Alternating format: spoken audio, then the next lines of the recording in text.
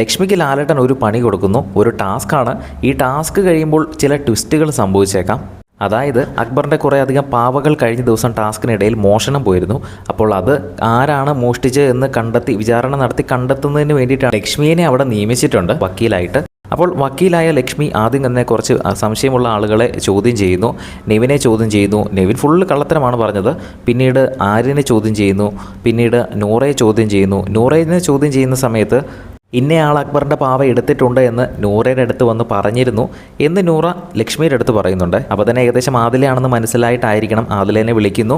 പിന്നീട് ആദില ചില തെറ്റിദ്ധരിപ്പിക്കാൻ നോക്കിയെങ്കിലും പിന്നീട് ആദില തന്നെയാണ് കുറ്റം നടത്തിയത് എന്ന് എല്ലാവരും അറിഞ്ഞിരിക്കാം. പക്ഷേ ഇതിൻ്റെയൊക്കെ ഏറ്റവും അവസാനം എനിക്ക് തോന്നുന്നു ഇതെല്ലാം ചെന്ന് എത്താൻ പോകുന്നത് നെവിൻ കഴിഞ്ഞ ദിവസം അനുമോളുടെ പാവം മോഷ്ടിച്ചിരുന്നല്ലോ. അപ്പോൾ അതിൻ്റെ വീഡിയോ എല്ലാവരെയും കാണിച്ചു കൊടുക്കുന്നതിലേക്ക് ഈ ഒരു കോർട്ട് റൂമൊക്കെ ചെന്ന് എത്തിക്കുമെന്നാണ് എനിക്ക് തോന്നുന്നത്. കാരണം പ്രൊമോ വന്നതിൻ്റെ അകത്ത് കള്ളത്തരം പൊക്കിയല്ലോ, അതിൻ്റെ കൂടെ അഭിമാനവും തോന്നുന്ന ഒരു തരത്തിലുള്ള ഒരു നെവിൻ്റെ ഒരു ചിരി പ്രൊമോയ്ക്കകത്ത് കാണിച്ചിരുന്നു.